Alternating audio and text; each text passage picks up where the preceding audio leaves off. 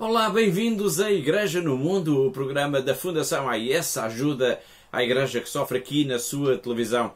Sou o Paulo Ado e espero contar com a sua companhia aí desse lado ao longo dos próximos 50 minutos. Sempre às terças-feiras, logo depois ou um pouco depois da transmissão do terço a partir de Fátima e depois também ao longo da semana noutros horários, este é o seu programa sobre as questões da liberdade religiosa, da perseguição aos cristãos e, claro, da ajuda à Igreja que sofre. Comigo, via Skype, está a Catarina Martins de Betancourt, a diretora da AIS em Portugal. Olá, Catarina. Olá, Paulo, e olá a todos os que nos seguem em casa. Com quem vamos falar na segunda parte do nosso programa, porque agora vamos até ao Brasil. Vamos ficar a conhecer uma figura notável da Igreja neste país. Vamos ao encontro do padre Paolino Baltassari. Ele nasceu em Bolonha, em Itália, mas dedicou praticamente grande parte da sua vida à missão no Brasil, principalmente na Amazónia, junto das populações mais esquecidas e mais desfavorecidas desta grande região do Brasil. O padre Paolino faleceu em abril de 2016, aos 90 anos de idade. Mas, desde então, todos os que o conheceram falam de um homem santo. Chamo-me Padre Paolino Baldassarri. Eu cheguei no Brasil 61 anos atrás. Cheguei de avião, uma viagem de 42 horas. E chegamos em São Paulo. Fizemos a viagem em 1950, 5 anos depois da última guerra. Também para o Acre eu vim de avião. Imagine como era o Brasil. O Brasil tinha 36 milhões de habitantes. Era mata, o estado de São Paulo. Era mata, o Mato Grosso. Era mata Rondônia, era mata Acre. Era um voo perigoso.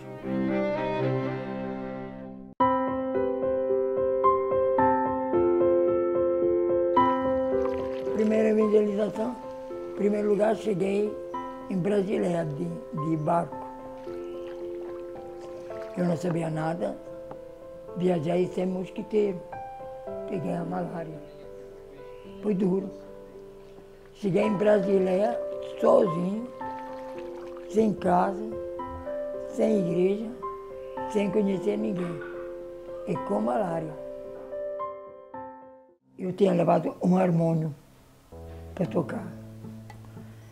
Então peguei o harmôniozinho, que era uma mala, abria, tinha o pedal, e comecei a tocar. A meninada começou a chegar. Aí foi a minha entrada na evangelização. Comecei a ensinar ao 13 de maio na cor. A meninada toda alegre, nunca tinha visto. Então, e cada dia sempre mais. Aí comecei a fazer amizade. Então ele disse, padre, vamos fazer igreja. Digo, a igreja que tem dinheiro. Não, nós vamos ajudar a fazer o quermesse. Aí começou. Aí passou. Fiquei bom, passou a saudade, comecei a trabalhar, gostei imensamente. De domingo, pegava uma sineta, ia numa rua, na outra, todo para o catecismo. Foi uma maravilha, a primeiro experimento. Depois, comecei a fazer viagem no Rio. Lá entrando no Rio Acre, subindo. Aí, malária de novo. Eu primeiro com malária, infecção intestinal, tudo. Mas eu ficava por 2 meses, 3 meses. Entrava na Bolívia em todo lugar.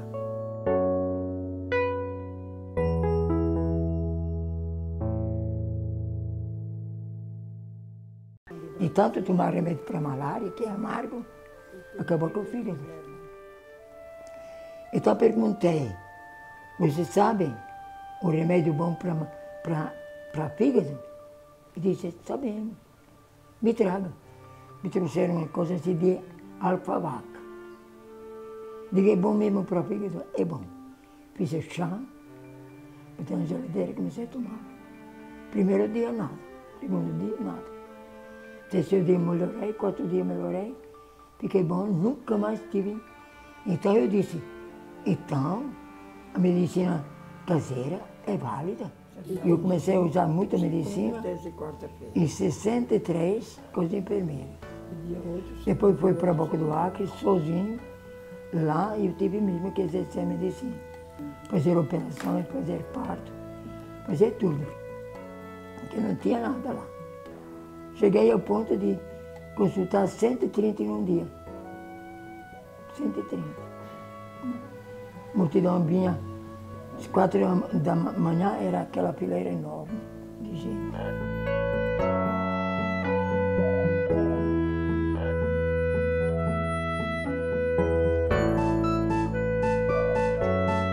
Se não tem uma caridade, São Paulo diz, não tenho nada.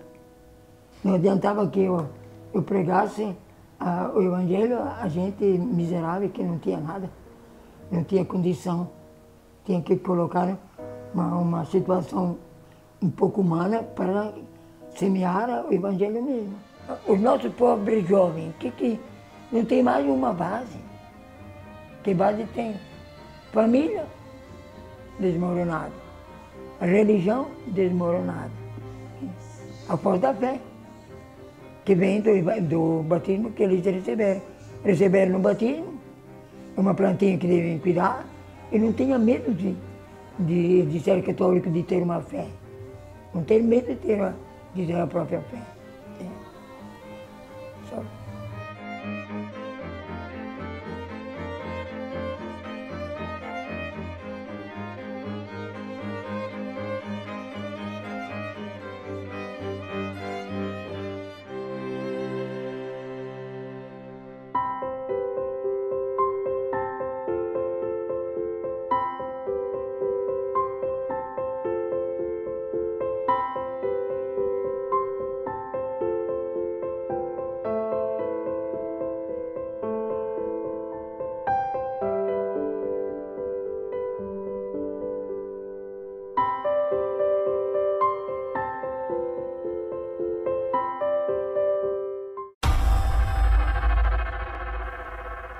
Depois da história deste homem, deste italiano que se enamorou pelo Brasil e pelas populações esquecidas da Amazónia, chegamos ao fim da primeira parte do nosso programa. Deixe ficar por aí que nós voltamos já depois de um breve intervalo. Olá de novo, está a ver Igreja no Mundo, o programa da Fundação AIS, ajuda à Igreja que sofre aqui na TV Canção Nova. Sou o Paulo Aido, comigo via Skype está a Catarina Martins de Betancourt, a diretora da AIS em Portugal, com quem vamos então conversar sobre as principais notícias da semana. E a primeira notícia vai levar-nos até à Síria. Desta vez é mesmo uma boa notícia. É que ao fim de vários anos, depois de uma grande parte do edifício ter sido destruído pela guerra, a Catedral Maronita de Alepo reabriu as suas portas novamente ao culto. Foi na segunda-feira, dia 20 de julho, isto graças, Catarina, à ajuda à reconstrução que foi apoiada pela Fundação AIS. Exatamente, Paulo. Portanto, a reabertura da Catedral Maronita de Alepo tem, de facto, um significado muito forte para toda a comunidade cristã nesta cidade e até, podemos dizer, em toda a Síria. Tem um significado muito forte, até porque, digamos que esta catedral era um dos principais símbolos do cristianismo que os jihadistas queriam precisamente fazer desaparecer. Sim, é precisamente isso, Paulo. Portanto, durante os tempos mais duros da guerra, portanto, entre 2012 e 2016, a Catedral foi alvejada por 3 vezes com mísseis, além de ter sofrido ainda outros ataques menos graves. Bem, o ano de 2013 foi então particularmente grave, digamos, pois os jihadistas entraram e ocuparam o bairro onde se encontra a Catedral e tentaram mesmo fazer apagar, digamos, da zona, da região, todos os sinais do cristianismo. Sim, é verdade. E, portanto, e só no Natal de 2016, quando o bairro foi libertado, é que se voltaram a escutar os cânticos e as orações na Catedral, apesar do estado em que se encontrava então o edifício. Portanto, a reabertura ao culto agora, após a reconstrução da Catedral, é de facto um momento muito especial para os cristãos sírios. Dom Joseph Tobji, que é o arcebispo maronita de Alepo, em declarações, entretanto, proferidas à Fundação AIS, realçou o significado e a importância desta reabertura ao culto da Catedral de Alepo, embora, importa sempre sublinhar isso, embora estejamos perante uma diminuição contínua do número de fiéis na Síria. Sim, de facto são quase duas realidades quase contraditórias, podemos dizer desta forma. Portanto, a alegria, por um lado, pela reabertura da Catedral e, por outro lado, também a constatação sempre dolorosa que há cada vez menos cristãos na Síria, mas, Paulo, acima de tudo importa olhar para o futuro e podemos dizer que a reabertura da Catedral é de facto este símbolo de resistência de uma comunidade que anos após anos tem sofrido tanto e continua mesmo assim presente neste país. A Fundação AIS apoiou a reconstrução da Catedral, obra que se revelou um pouco complexa. Sim, especialmente por causa da cobertura do telhado, que é em madeira, portanto foi um trabalho muito complexo, mas cumpriu-se com rigor e ficou, podemos assegurar isso, exatamente como era no original. O arcebispo maronita de Alepo agradeceu esta colaboração fundamental da Fundação AIS para a reconstrução do templo. Por causa da pandemia do coronavírus, não foi possível ao presidente executivo internacional da Fundação AIS estar presente nesta cerimónia, mas isso não impediu que Thomas Eingelden tivesse enviado uma mensagem precisamente a mostrar o afeto, a consideração, a importância e o carinho da Fundação AIS para com a comunidade cristã na Síria. Your Excellency, dear Archbishop Tobji, let me first greet the whole Christian community in Syria and especially the Maronite community in Aleppo. I remember your city very well. I had the pleasure to visit it, and so I'm very sad that at the moment it is not possible for me to join you at that day of joy. As you might have noticed, ACN was with you and was supporting you during the very, very hard times and will still support you. So it would have been very, very nice and graceful if we would have the possibility to be together today. But the circumstances don't allow that. So please receive my warmest greetings. When we see now the Cathedral of St. Elia, it's a miracle. It's fantastic that it shines in the old splendor, and I wish that it became again the center of the whole Christian community, as it was ages before until this dreadful war. My dear Bishop, my dear brothers and sisters, ACN was able to support the reconstruction of St. Elia due to the great generosity of all our benefactors worldwide. So please, remember them during the ceremony today in your prayers. They are so thankful to be informed from us that you, our friends in Syria, are praying for them. So please do that today with a special effort. We need it in the Western world. We are suffering from other diseases, from other stresses, but we need your prayer. Thank you very much for that. I would like to end my short greeting note with citing a psalm which fits to the great day of St. Elia and of Aleppo today. Let me cite the Psalm 122. Let us go to the house of the Lord. Peace be with you and within your walls, and security with your towers. For my brothers and companions' sake, I will say, peace be with you. For the sake of the house of the Lord, our God, I will seek your good. Have a remarkable, memorable, great day. Goodbye.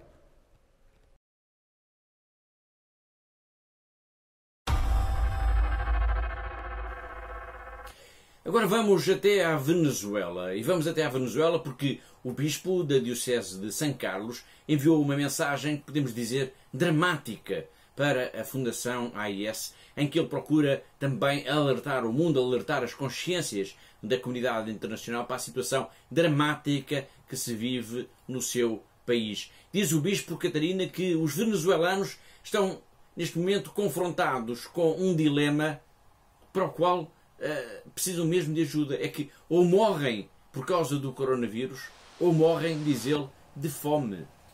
De facto, é uma declaração brutal, Paulo. Portanto, num relato dramático, o bispo de São Carlos, Dom Polito Rodrigues Mendes, explica que há cada vez mais pessoas na pobreza absoluta na Venezuela e que, neste momento, a própria Venezuela entrou num período de fome. Bom, em declarações à Fundação AIS, este prelado diz que, de facto, as coisas pioram todos os dias e que a vida económica da Venezuela está quase, podemos classificá-la num desastre. Não há indústria, não há matéria produtiva, não há trabalho, não há agricultura e por causa disso são sempre as populações mais pobres aquelas que são mais sacrificadas, aquelas que estão a passar por tempos mais difíceis. Exato, Paulo. Portanto, o relato do bispo de São Carlos é muito explícito. Portanto, ele diz que a Venezuela é neste momento um país moribundo. E na mensagem que nos enviou, o Dom Polito diz que a Igreja local precisa de ajuda do exterior para poder dar às populações mais pobres algo para comer pelo menos uma vez por semana. Bom, de facto a situação é dramática. Há um estudo recente demonstra que as condições de vida dos venezuelanos estão a atingir um patamar nunca visto, mesmo no contexto dos países da América Latina, da América do Sul. Diz este estudo que foi promovido por uma Universidade Católica da Venezuela, que, por exemplo, cerca de 79%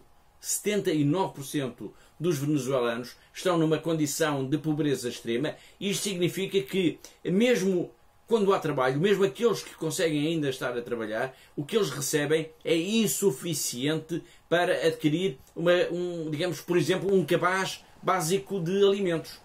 Sim, de facto esta é uma realidade de tal forma brutal que até pode parecer irreal. Portanto, tudo é dolarizado, é assim que nos diz o bispo de São Carlos, dando um exemplo de que, por exemplo, uma família ganha 3 a 4 dólares por mês, fruto do seu trabalho, mas que, por exemplo, uma caixa de ovos custa 2 dólares e 1 quilo de queijo custa 3 dólares. Antes, diz ainda o bispo, portanto, as pessoas eram pobres, mas agora nem sequer conseguem sobreviver. Bom, de facto, a própria Igreja, que tem sido o sustentáculo das populações mais desfavorecidas na Venezuela, está também ela própria, podemos dizer desta maneira, de mãos vazias. E por isso, este bispo alerta a Fundação AIS, através da Fundação AIS procura alertar a comunidade internacional que a vida na Venezuela se está mesmo a desmoronar. E eu lembro, Catarina, que a Fundação AIS tem, uma campanha de ajuda de emergência para apoiar precisamente a Igreja na Venezuela. Sim, é uma campanha que tem sido absolutamente vital para que muitas pessoas, muitas famílias tenham ainda alguma coisa para comer. Portanto, a Venezuela é um dos países do mundo onde se está a viver neste momento uma das maiores tragédias humanitárias da atualidade. Portanto, a situação é muito, muito grave e piorou ainda agora mais por causa da questão do coronavírus, da pandemia mundial. A tal ponto, Paulo, que o bispo de São Carlos disse-nos que se não houver ajuda internacional, os venezuelanos ou morrem do vírus, da coronavírus, ou morrem de fome. Ou são ajudados. Padre Martin Vegas, da paróquia de São Sebastião de Mataquia. Aqui nesta paróquia existe um refeitório que é um exemplo prático do que significa esta solidariedade ativa da Igreja. Millones de personas en Venezuela sobreviven hoy en medio de una escasez de alimentos sin precedentes. La Iglesia venezolana sostiene con gran esfuerzo esta necesidad y en cada parroquia del país hay un comedor donde se atiende a los más vulnerables. Ellos cuentan contigo para seguir recibiendo el pan de cada día. Soy el padre Martín Vegas. Estamos aquí en el comedor parroquial San Sebastián de Maiquetía. Habitualmente comen 150 personas.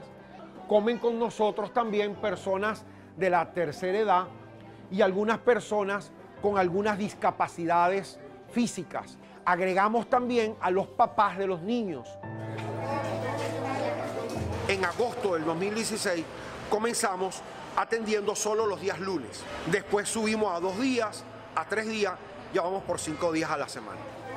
Mi nombre es Mayra González, soy mamá de estas 3 niñas y nosotros bueno, siempre venimos aquí 3 días a la semana viniendo y chévere de verdad porque de verdad que es una gran ayuda, por lo menos uno la comida de la casa la estiró un poquito más. Llenar la cesta de la compra de una familia para un mes cuesta actualmente $300. Las personas que tienen trabajo alcanzan a tener un sueldo de solo $5. Ayuda a la Iglesia necesitada. Quiere apoyar a la Iglesia en Venezuela en su misión de dar de comer a los que pasan hambre y necesitan tu ayuda. ¿Pueden contar contigo? Haz algo grande por Venezuela. Contigo daremos vida a un país que se muere. Dona.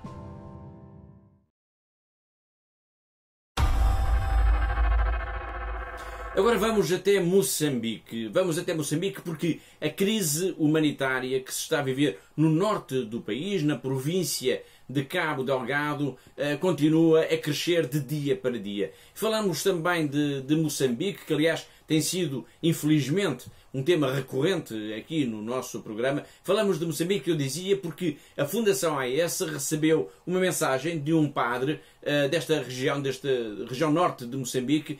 Uma mensagem, Catarina, que é também um pedido de ajuda. Sim, sem dúvida. Portanto, o padre Cantífula de Castro é o diretor adjunto da Rádio Encontro, da Arquidiocese de Nampula, e enviou há dias para a Fundação AES uma mensagem que é simultaneamente um pedido de ajuda e também um alerta para a comunidade internacional. Portanto, este sacerdote diz-nos que a província de Cabo Delgado arde de guerra há 3 anos e que o povo vive momentos insuportáveis por causa do terrorismo. Bem, de facto, esta província de Cabo Delgado tem sido palco desde outubro de 2017 de constantes ataques por grupos terroristas, por grupos armados que têm vindo a espalhar a violência e a morte nesta zona. Estes grupos armados reclamam pertencer ao Daesh, o Estado Islâmico, e a verdade é que os ataques têm vindo a crescer de intensidade de dia para dia. E o padre Cantífula fala disso e avança mesmo, Catarina, com alguns dados concretos. Sim, ele diz que esta é uma situação deplorável e que se estima que já haja mais de 1000 mortos em resultado desta violência terrorista, além de que há casas queimadas, há aldeias abandonadas e há pessoas que têm que viver no mato neste momento. Bom, na mensagem enviada para a Fundação AES, que vamos ver já de seguida, o diretor, este sacerdote, que é também diretor adjunto da Rádio Encontro, dá alguns exemplos do que é que está a ser feito, por exemplo, em Nampula, no acolhimento a estas populações que fogem precisamente dos combates, que fogem da violência e que precisam tanto da nossa ajuda.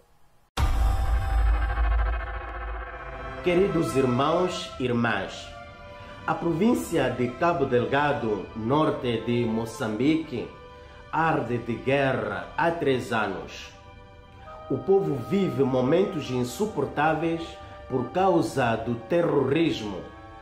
Os distritos do norte daquela província são os mais abrangidos.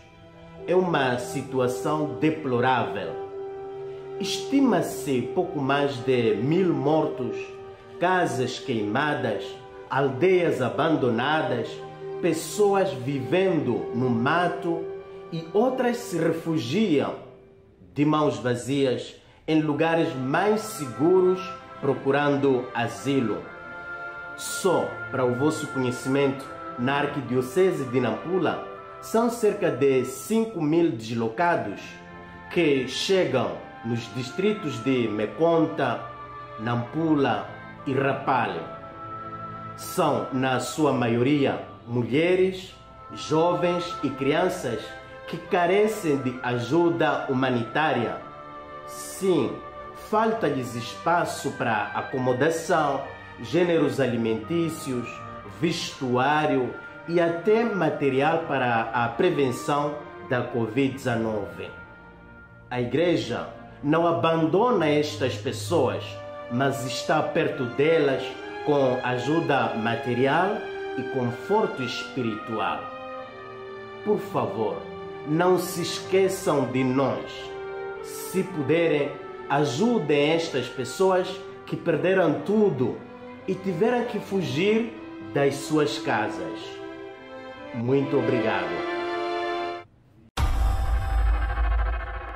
Foi o Padre Cantífula de Castro, diretor adjunto da Rádio Encontro da Arquidiocese de Nampula, a descrever-nos esta situação gravíssima que se vive nesta região norte de Moçambique. Eu recordo que a Fundação AES lançou, entretanto, uma campanha de ajuda de emergência para a Igreja nesta região. Mas antes de falarmos sobre essa campanha, Catarina, vamos recordar aos nossos telespectadores que o que é que se está a passar nesta região, nesta província de Cabo Delgado, que tem sido palco de ataques por grupos armados desde outubro de 2017. E estes ataques, Paulo, têm aumentado desde o início deste ano, como temos relatado aqui tantas vezes no nosso programa de televisão. Portanto, assumindo que pertencem ao Daesh, o autoproclamado Estado Islâmico, estes grupos terroristas têm vindo, de facto, a semear o medo e a morte e provocaram já a fuga de milhares de pessoas. Pensa-se, a nível oficial, pensa-se que sejam cerca de 200 mil os deslocados internos apenas na Diocese de Pemba. Mas, Paulo, segundo dados não oficiais, apontam já para mais de 500 mil. Eu repito, mais de 500 mil os deslocados na Diocese de Pemba. Portanto, são estas as pessoas que são afetadas direta ou indiretamente por esta onda de violência. Bom, a situação é considerada extremamente grave do ponto de vista humanitário e, por causa disso, a Fundação AES decidiu lançar, Catarina, uma campanha de ajuda de emergência. Sim, trata-se de uma campanha de oração e também de ajuda de emergência para a Igreja local, para a Igreja de Moçambique. Portanto, é preciso que os nossos telespectadores tenham consciência, compreendam o que efetivamente se está a passar em Moçambique e que é terrível.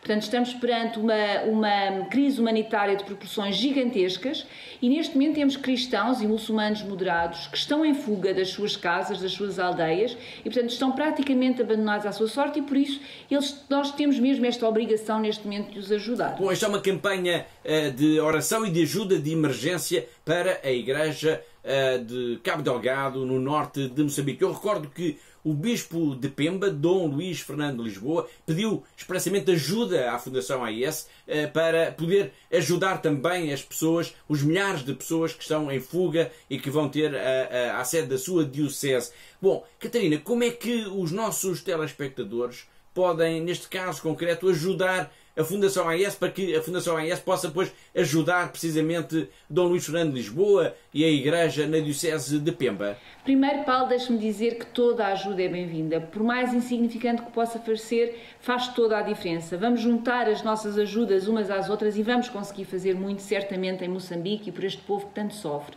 Neste momento, Paulo, os padres e as irmãs também estão sem recursos. Eles estão sem nada e, portanto, depende de nós, depende de cada um de nós que está neste momento a ouvir e a ver o nosso programa, concretizarmos esta ajuda. E ajudar, Paulo, é muito fácil, como dizemos aqui sempre nos nossos programas, basta querer, porque ajudar é de facto fácil. E basta entrar em contacto connosco, para os nossos contactos que estão a passar neste momento em rodapé e, desde já, agradeço toda a sua ajuda que possa dar e todas as suas orações pela paz em Moçambique e por este povo que tanto está a sofrer neste momento. Bom, há uma crise humanitária em curso nesta região norte de Moçambique. Isto é inegável. Milhares de pessoas estão em fuga, a Igreja precisa de ajuda, a Igreja pede a nossa ajuda.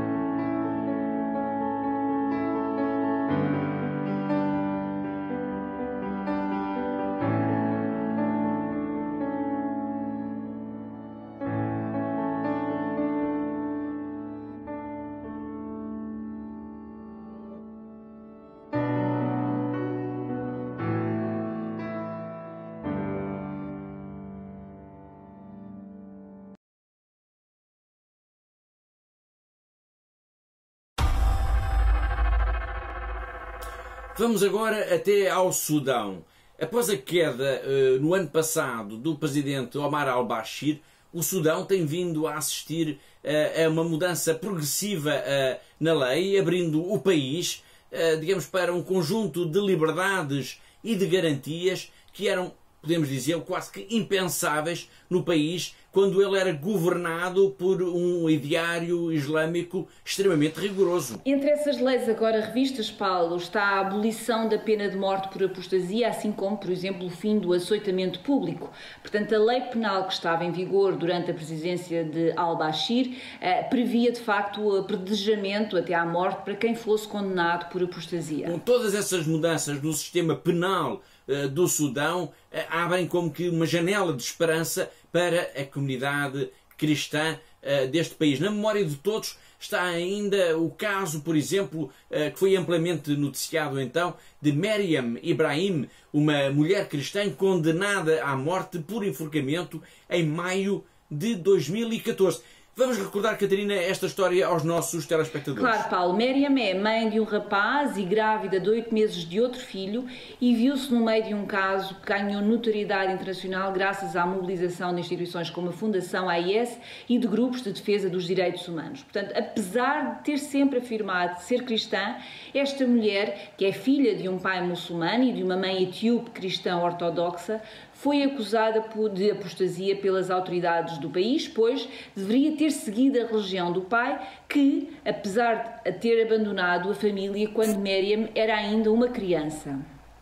Bom, a história de Meriam Ibrahim cedo chamou a atenção da comunidade internacional, principalmente quando se soube que Meriam tinha dado à luz o seu filho na prisão, com as pernas acorrentadas ao chão. Exato, Paulo. Portanto, as pressões sobre as autoridades sudanesas continuaram e, de facto, a 24 de junho de 2014, Meriam Ibrahim acabou por ser libertada por ordem de um tribunal de recurso sudanês. Portanto, o processo ainda teve algumas peripécias, mas ela, de facto, acabou por conseguir sair do país a 24 de julho de 2014 e encontrou-se mesmo nessa altura com o Papa Francisco no Vaticano. Bom, entretanto, depois Meriam foi libertada, ela e o seu marido Daniel viajaram para os Estados Unidos, onde aliás continuam a viver. Entretanto, já este ano, em abril, Meriam deu uma entrevista a um canal de televisão, CSW, em que conta a sua história, mas principalmente vamos recuperar aqui uma parte final dessa entrevista, em que Meriam pede para rezarmos por ela, mas para rezarmos também pelo Sudão, para que ninguém venha a sofrer, ninguém venha a passar por algo como ela experimentou por causa da intolerância religiosa. It's not fear, but the evil exists. So, yeah, I pray for change in Sudan. We really do want to see that. And there's anything that needs to be done, I think this is the right time. Pray for me to be able to continue the work God has put on my path. Like, I witness too many injustices. So every night I put my kids in a bed, I remember the kids back in prison, the children back in prison, and the safety of the people I work with, even in Sudan or in any other country. Vamos agora ao encontro do nosso correspondente em Macau, o jornalista José Miguel Encarnação, que nos vai pôr a par das principais novidades nesta diocese, que é única em toda a China, porque é a única diocese onde se reza em português.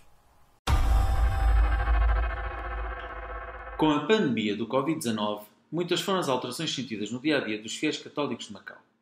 No entanto, neste pequeno território de 31 km², a tradição continua a ser o que era. Depois de já este ano terem sido realizadas várias procissões, lembramos, por exemplo, as procissões de Nossa Senhora de Fátima e do Corpo de Cristo, no passado dia 12 de junho foi a vez da procissão de São Roque sair às ruas de Macau. A Igreja de São Lourenço, que já foi a sé catedral de Macau, foi mais uma vez palco da procissão de São Roque, o protetor contra a peste e o padroeiro dos inválidos, dos cirurgiões e dos cães, tendo o andor cumprido num percurso mais curto do que o habitualmente estipulado, mas ainda assim não menos agregador dos fiéis que moram na zona do bairro de São Lázaro, para muitos ainda hoje o bairro português. E foram largas as dezenas que se juntaram ao bispo Dom Stephen Lee para mais uma manifestação de fé, crença e religiosidade. A terminar, uma pequena nota no âmbito do Covid-19.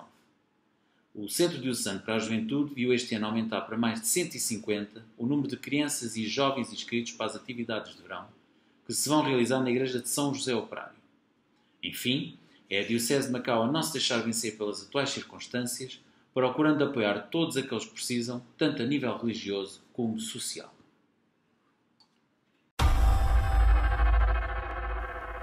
Vamos agora até ao Paquistão, porque a igreja local pede justiça por causa da história, uma história trágica que aconteceu com um cristão, Nadim Joseph, que foi assassinado, Catarina, por querer viver num bairro muçulmano. Que história é esta? Bom, Paulo, comprar casa num bairro muçulmano foi fatídico para Nadim Joseph. Portanto, este é um cristão de Peshawar, no Paquistão, e que não resistiu ao tiro disparado por um vizinho, que não se conformou com o facto de ele ter comprado casa num bairro maioritariamente muçulmano da cidade. Portanto, esteve ainda 20 dias hospitalizado, mas acabou por falecer. Bom, a morte de Nadim Joseph lançou claramente um clamor de justiça no país, pelo menos envolvendo a comunidade cristã, e a própria Comissão Nacional de Justiça e Paz, que depende, portanto, da Igreja Católica, lançou um comunicado sobre este caso, pedindo às autoridades para fazerem justiça. Sim, a Comissão Nacional de Justiça e Paz do Paquistão disse que este caso é uma clara violação dos direitos humanos e que não pode ficar impune, e alertou ainda para o facto da sociedade paquistanesa estar a tornar-se cada vez mais intolerante para com as minorias religiosas, em particular para com os cristãos. Bom, para compreender melhor este caso, nós telefonamos para o Paquistão, para Joel Amir Sowatra, que é um antigo membro do Parlamento Provincial do Punjab, é um cristão, para ele nos comentar esta história. E como vamos escutar já de seguida, infelizmente, não estamos a falar de algo que seja invulgar. Religious discrimination against religious minorities, unfortunately, is very common in Pakistan. No respect and acceptance for them. Forgetting the historic fact that Christians are the pioneer of Pakistan, played vital role while creation of Pakistan in legislation, cast their votes in favor of Pakistan in 1947. All Christian legislators stood firm stand with Pakistan. After 7 decades, no one knows the role of minorities in creation and built Pakistan. From 25% to only 2% of population now, deprived of basic human rights. Even people are not ready to rent their properties to non-Muslims. Even advertise it openly that non-Muslims are not allowed to enter the premises of them. It looks Stone Age. What kind of mentality is it? Really, I don't have answer.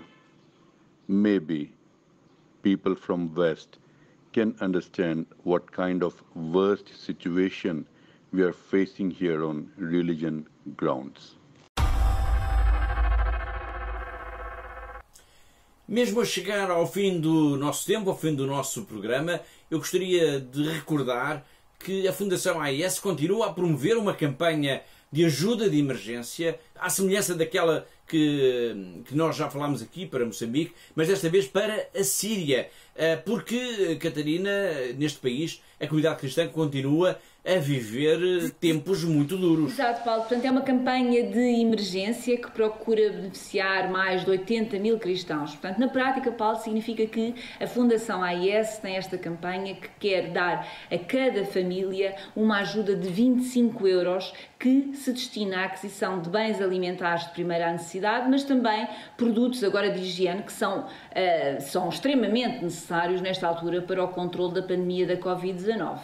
Bom, a ajuda da Fundação AIS à Síria não é de hoje. Aliás, desde os tempos mais duros da guerra, a AIS tem estado presente junto da Igreja, junto das comunidades cristãs que têm passado por tempos tão duros, tão difíceis. Madj Jalloum, esta voluntária da AIS em Alepo, é uma pessoa indicada, digamos assim, para nos explicar exatamente que ajuda é que a Fundação AIS tem vindo a dar para todas as pessoas que têm passado tempos tão difíceis, para os cristãos que têm perdido tantas vezes tudo aquilo que tinham na Síria.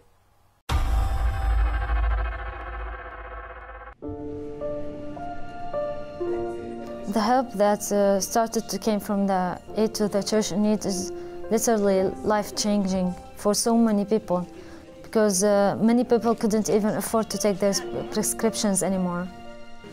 And so they started to take it after the project started. Many people couldn't even rent a good house that doesn't have any leaking water or anything. And so they started to be able to do such things.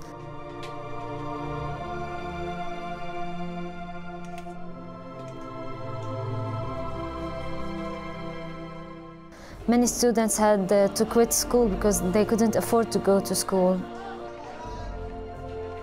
And now they went back to school after this help started. Aid to the Church in Need gave us hope here in the area. It was like a window of hope for those people. It gave them a big faith that something good could happen here, you know?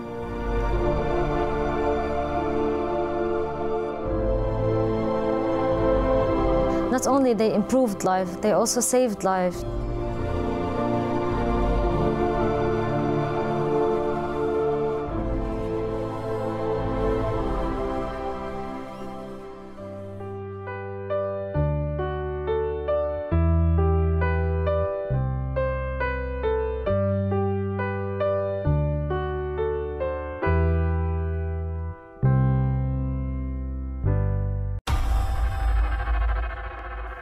E assim, escutando Madj Jalloum, uma voluntária da Fundação AIS em Alepo, na Síria, chegamos ao fim do nosso tempo, chegamos ao fim do nosso programa. Agradeço a colaboração da Catarina Martins de Betancourt, a diretora da AIS em Portugal, uma vez mais.